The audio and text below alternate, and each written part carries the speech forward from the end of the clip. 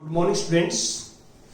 आज हम 10th class में जो टॉपिक स्टार्ट करेंगे उसको कंटिन्यू करते हैं। कल प्रीवियस लेक्चर्स में मैंने आपको बताया था कि आधारभूत समानुपातिकता प्रमेय, इसको हम थेल्स प्रमेय बोलते हैं, थेल्स प्रमेय। आज हम इस बात पर चर्चा करेंगे कि क्या थेल्स प्रमेय का विलोम भी सत्य है। इसमें देखिए थेल्स प्रमेय क्या है। मैंने आपको यह बताया था कि कोई भी त्रिभुज है, त्रिभुज हम किसी एक भुजा के समानांतर रेखा खींचें तो वो अन्य दो भुजाओं को एक ही अनुपात में विभाजित करती है। ये है थेल्स प्रमेय। अब इसका विलोम क्या होता है कि मान लो हम किसी एक भुजा के जो है रेखा खींचे जो दो भुजाओं को समान अनुपात में विभाजित करे, तो क्या वो तीसरी भुजा के समानांतर होगी। तो पहले हम इसमें एक एक्टिविटी से आपसे चर्चा करेंगे कि एक्टिविटी क्या है। जैसे सपोज करता हूं मैं कि ये मेरे पास एक एंगल है, ये एंगल है एक्स ओ वाई। ये मैंने एक कोण बनाया और मैं यहां से बराबर बराबर डिस्टेंस ले रहा हूं। This is A1 A2 A3 A4 A5 ऐसे। ये मान लो A1 है, ये A2 है, ये A3 है, A4 है, A5 ऐसे यहां पे ले रहा हूं मैं। B1 B2 B3 B4 B5। ये कोई जरूरी नहीं है ये सारे इक्वल है और ये साइड वाले इक्वल है। तो ये OA1 और OB1 इक्वल होना जरूरी नहीं है। जो OX के ऊपर डिस्टेंसेस हैं वो इक्वल है आपस में और OY पे डिस्टेंसेस हैं वो इक्वल है। लेकिन ये कोई जरूरी नहीं है कि OA1 इक्वल टू OB1, ये कोई जरूरी नहीं है, डिफरेंट हो सकते हैं। अब आप क्लियर देख सकते हैं कि मान लो सपोज करता हूं कि मैं ये मिलाता हूं, ये मैंने मिला दी और इनमें से हम जो है सेम मान लो इसको मिलाता हूं मैं, तो यहां पे हम ये निकालें OA2 अपॉन A2A5 तो OA2 में 1 और 2 आएंगे और A2A5 में 1 2 3 आएंगे। और अब हम ये निकालें यहां से OB2 अपॉन B2B5, ये फाइंड आउट करते हैं। तो OB2 क्या है 1 2 2 है यूनिट और B2B5 1 2 3, ये 2/3 है। तो इसमें देख सकते हैं दोनों इक्वल है। ये दोनों OA2 upon A2A5 equal to OB2 upon B2B5 equal है। ये दोनों 2/3 तो आप देख सकते हैं कि ये ट्रायंगल है हमारे पास OA5B5, ये ट्रायंगल है, ट्रायंगल। और ट्रायंगल की ये दो साइड है वो सेम रेशियो में है, this upon this equal to this upon this. यहां पे आप ऑब्जर्व करिए कि जो A2B2 है, A2B2 क्या इसके समानांतर आएगी A5B5 में। आप चेक करके देख लीजिए कि आपस में क्या आएंगे, समानांतर आएंगे। तो आप और भी मिला सकते हैं। अगली बार मान लो सपोज करते हैं आपने ये मिला दिया था, अब आप मान लो ये मिला दें, तो यहां पे आप OA1 अपॉन A1 A5 निकालें तो 1/4 आ जाएगा। OB1 अपॉन B1 B5 निकालें तो 1/4 आ जाएगा। दोनों इक्वल आएंगे। तो ये जो लाइन होगी ये A1 B1 वो A5 B5 के समानांतर आएगी। तो ऐसे आप बहुत सारे ले सकते हैं। मान लो अगले केस के अंदर क्या है कि इसको हटा देंगे, आप ये ले लेंगे, ये इनको मिला दिया। लेकिन आप मिलाओगे सेम नंबर वाले को मिलाएंगे, सेम नंबर वाले को, जैसे A3 B3 के साथ, A4 B4 के साथ, A2 B2 के साथ। तो उससे क्या है कि हम यहां पे ये करके चल रहे हैं कि ये दो भुजाएं हैं, एक तो ये और एक ये, दो भुजाएं हैं। यदि ये रेखा इन दो भुजाओं को एक ही अनुपात में विभाजित करती है, एक ही अनुपात में विभाजित करे, तो क्या ये रेखा तीसरी के समानांतर होगी? क्या ये रेखा तीसरी भुजा के समानांतर होगी? तो ये इस बात पर हम चर्चा कर रहे हैं, ये एक्टिविटी कर रहे हैं। तो आप हर केस में ये आप पाओगे आप कि ये जो तीसरी भुजा के समानांतर आएगी, हर केस के अंदर जो है आपको ये जो है प्राप्त होगा कि समानांतर होगी। अब मैं यही बात कर रहा था यहाँ पे कि अब हम क्या है कि जो थेल्स प्रमेय है या आधारभूत समानुपातिकता प्रमेय है, आधारभूत समानुपातिकता प्रमेय, इसका विलोम की बात कर रहे हैं। तो विलोम की मैंने आपको बताया है कि भाई दो भुजाएं किसी त्रिभुज की समानुपाती हो, मतलब एक के अनुपात में हो, समान अनुपात में हो, तो ये भुजा तीसरी के समानांतर होती है। तो यहां पे इस एक्टिविटी से हमने ये प्रूव कर दिया कि जो थेल्स प्रमेय है उसका विलोम सत्य है, उसका विलोम सत्य है। तो अब हम इसके ऊपर चर्चा करेंगे कि अब हम विलोम को कैसे सिद्ध करेंगे। हाँ जी, अब देखिए इसका विलोम की स्टेटमेंट पढ़ता हूं मैं। प्रमेय 6.2 ये प्रमेय काफी इंपॉर्टेंट होती हैं, ध्यान रखें। प्रमेय 6.2, यदि एक रेखा किसी त्रिभुज की दो भुजाओं को एक ही अनुपात में विभाजित करे तो वह तीसरी भुजा के समानांतर होती है। तो यहां पे हम ये मानेंगे ये मेरे पास वो त्रिभुज है, ये त्रिभुज है जिसका नाम मैंने रख दिया ABC, और ये एक रेखा है DE, ये D पॉइंट है और ये E पॉइंट है D। तो ये जो रेखा है, ये रेखा ये इन दो भुजाओं को एक के अनुपात में विभाजित कर रही है कि this upon this equal to this upon this, ये दिया हुआ है। तो हमें यहां पे जो दिया है वो लिखता हूं मैं, दिया है, दिया हुआ है। हमें स्टेटमेंट में दिया हुआ है कि त्रिभुज ABC में रेखा DE भुजा AB और AC को समान अनुपात में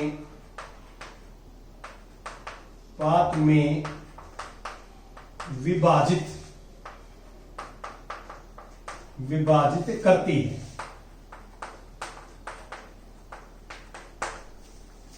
समान अनुपात में विभाजित करती है। तो इसका मीनिंग ये है कि हमें ये दिया हुआ है, दैट इज कि AD अपॉन DB बराबर है AE अपॉन EC, ये दे रहे, ये हमें दिया हुआ है। अब हम जो है सिद्ध करना है, यहां पे क्या करेंगे, सिद्ध करना है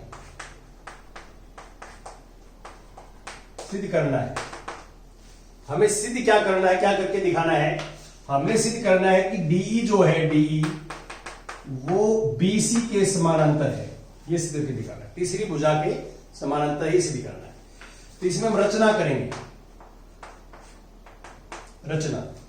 रचना में क्या होता है कि ये मैनिपुलेशन होती है, थोड़ी बहुत आपको याद करनी पड़ेगी रचना आपको। मैं कहता हूं कि मैं ये मान लेता हूं कि ये DE जो है इसके समानांतर नहीं है। यदि संभव है तो मान लो DE भुजा BC के समानांतर नहीं है, ये मान लिया कि इसके समानांतर नहीं है। तो फिर कोई ऐसी भुजा तो होगी जो D से गुजरेगी, जो इसके समानांतर होगी। तो मैंने ये भुजा इसके समानांतर मान ली, ये E डैश है। तो हम मान लेते हैं, मान लो DE डैश समांतर BC, ये मान लिया कि DE डैश जो है। अब देखो पहले तो हमने ये मानना है कि DE जो है वो इसके समानांतर नहीं है। तो कोई भुजा तो ऐसी होगी जो D बिंदु से गुजरेगी, जो BC के समानांतर होगी, कोई ना कोई तो होगी, वो मैंने ये मान ली है। तो अब हम प्रमाण की बात करेंगे, इसके हल की बात करेंगे। प्रमाण में हम क्या लिखेंगे कि हम ये लिखते हैं कि AD upon DB equal to AE dash upon E dash C। ये कहां से आया? ये थेल्स प्रमेय से आया, क्योंकि यहां पे DE डैश जो है, DE डैश BC के समानांतर है। हमने क्या ये रचना से माना है? रचना से ये मानना है कि BC जो है वो DE डैश के समानांतर है। तो थेल्स प्रमेय क्या कहती है? थेल्स प्रमेय कहती है कि त्रिभुज में किसी एक भुजा के समानांतर खींची गई रेखा अन्य दो भुजाओं को समान अनुपात में विभाजित करती है। तो ये थेल्स प्रमेय लगी है, यहां पे आप लिख भी दें कि ये समानांतर और थेल्स प्रमेय है।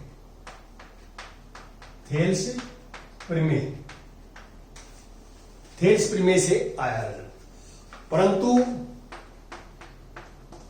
परंतु ये दिया हुआ हमें कि AD upon DB equal to AE upon EC, ये दिया हुआ है। तो ये थेल्स प्रमेय से आ गया, ये दिया हुआ है। तो 1 और 2 से हम क्या कह सकते हैं? 1 और 2 से देखिए AD अपॉन DB इसके इक्वल भी है, AD अपॉन DB इसके इक्वल भी है। ये दोनों सेम है, ये दोनों इक्वल होंगी। यहां से ये आ जाएगा AE upon EC equal to AE dash upon E dash C, ये इक्वल आ जाएगा। और ये दोनों इक्वल आ गए तो आप एक बार डायग्राम में देखिए, ये डायग्राम में क्या ये इक्वल हो सकते हैं? ये कब पॉसिबल है दोनों इक्वल हो जाएं? ये तब पॉसिबल है, परंतु यहां लिखो कि ये पॉसिबल जो है यह तब संभव है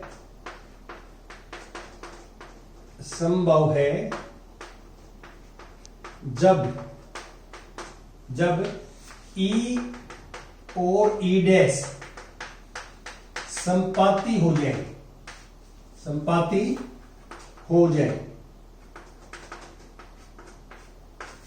संपाती का अर्थ क्या है कि या तो E डैश जो है E पे आ जाए या E डैश पे आ जाए, दोनों एक ही पॉइंट बन जाए। तो आप बताओ E डैश जब E पे आ जाएगा तो ये जो डॉटेड लाइन है वो DE पे आ जाएगी, ये एक ही लाइन बन जाएगी आपस में, और आपस में ये कोइंसाइड कर गई, संपाती होगी। तो इसका मीनिंग क्या है कि आपस में संपाती होगी तो ये इसके समानांतर है। देयरफॉर DE जो है DE समानांतर BC होगी। तो ऐसे हमने जो है हम करते हैं, ये हमारा तरीका होता है जो आप देख रहे हैं। बड़ा इजी प्रूफ है, कोई मुश्किल काम नहीं है। अब एग्जाम्पल 1 मैंने प्रीवियस लेक्चर में आपके साथ डिस्कस कर लिया था। मैं एग्जाम्पल 2 पे आता हूं सीधा। एग्जाम्पल नंबर 2 में क्या है? ABCD एक समलंब है जिसमें AB समांतर DE। देखिए AB समानांतर DE, ये AB है और ये DE है। AB समांतर DC, ABCD है, ये एक समलंब है। समलंब में क्या होता है? समलंब एक ऐसा चतुर्भुज होता है जिसमें कम से कम एक आमने सामने को भुजाओं का एक युग्म समानांतर हो। कम से कम एक युग्म समानांतर हो आमने सामने भुजाओं का, और यदि दोनों युग्म समानांतर हो जाएं तो समलंब जो है वो समानांतर चतुर्भुज बन जाता है। समानांतर चतुर्भुज बन जाता है। तो अब हमारे पास ABCD एक समलंब है, दिया हुआ है, और ABDE के समानांतर ये भी दे रखा है। और आगे क्या लिखता है? असमानांतर भुजाओं AD और BC क्रमशः ये E बिंदु पर और ये F बिंदु पर, और इसको मिलाया गया है, आप देखोगे। और ये भी दिया हुआ है कि EF जो है AB के समानांतर है, ये भी दे रखा है। तो हमें सिद्ध क्या करना है?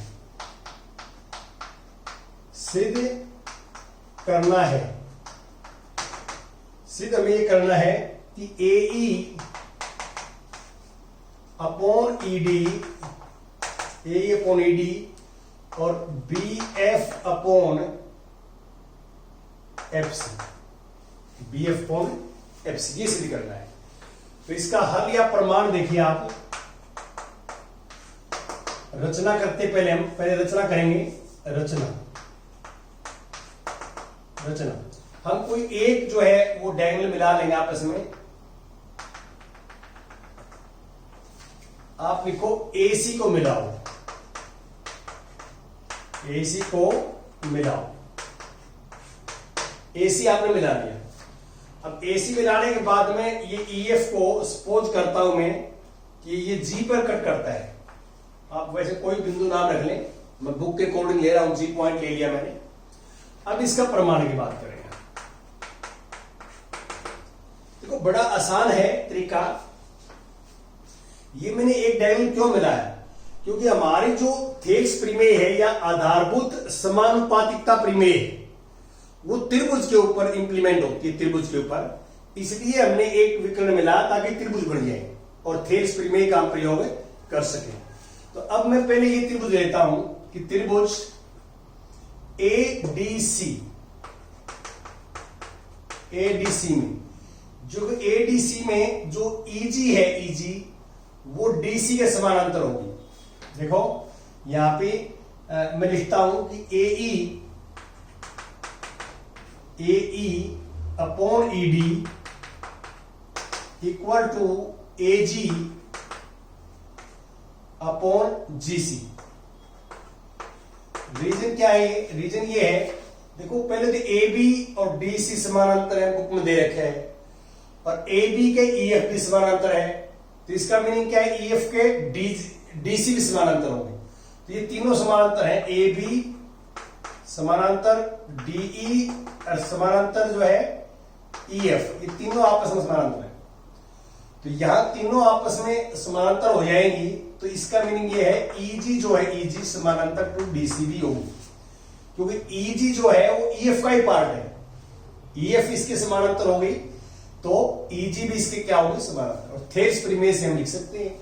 अभी आपको कल करवाया था मैंने आपको प्रूफ इसका, कि किसी भी त्रिभुज में एक भुजा के समानांतर खींची गई रेखा अन्य दो भुजाओं को समान अनुपात में बांटते करती है। ये थेल्स प्रमेय है। थेल्स प्रमेय मैंने याद लगाई। अब मैं ये लेता हूं ये त्रिभुज, ऊपर वाली त्रिभुज। अब त्रिभुज लेंगे हम ACB या ABC में।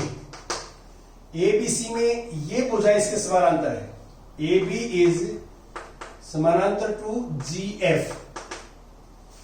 तो therefore this upon this equal to this upon this. ये कल मैंने बताया था आपको कि अलग अलग वेज से उसमें कोई फर्क नहीं पड़ता कि जो है ऊपर this upon this equal to this upon this लिख सकते हैं, this upon this equal to this upon this लिख सकते हैं।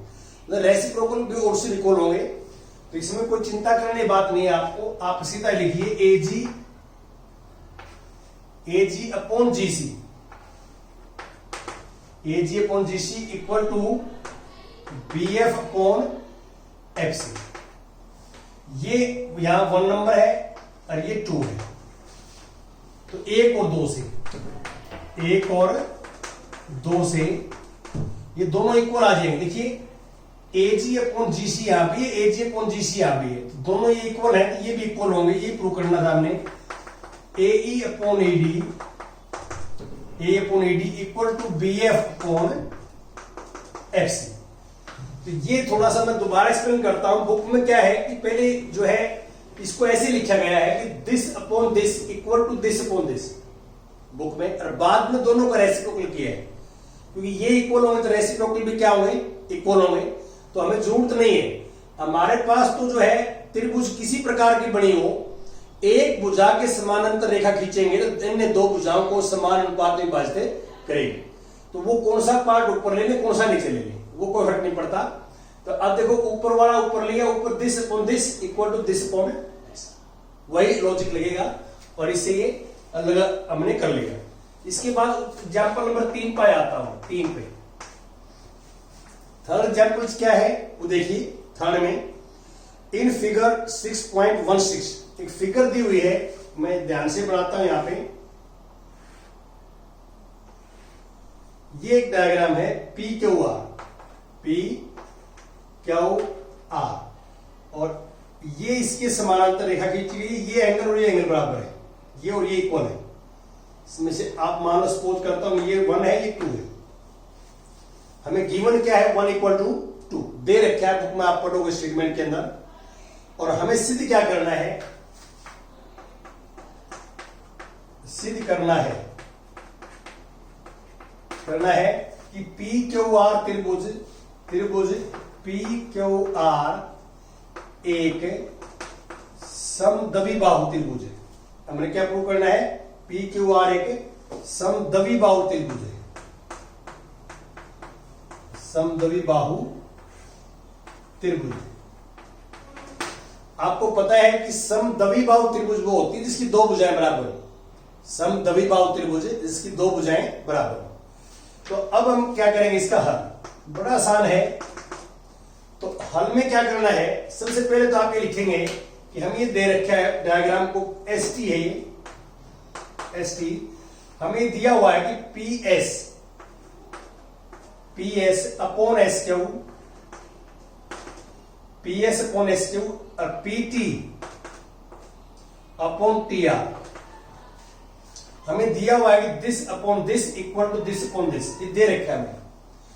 और ये आपको पता है कि किसी भी त्रिभुज में दो भुजाएं समान अनुपात में हो, किसी त्रिभुज में दो भुजाएं समान अनुपात में बराबर हो तो ये भुजा तीसरी के समानांतर होती है। ये जो है थेल्स प्रमेय का विलोम है, थेल्स प्रमेय का विलोम है। तो इससे हम कह सकते हैं दिस इंप्लाइज जो एस टी है, एस टी वो समानांतर है क्या हुआ, ये आप लिख सकते हैं को ब्रैकेट में थेल्स प्रमेय का विलोम, प्रमेय का विलोम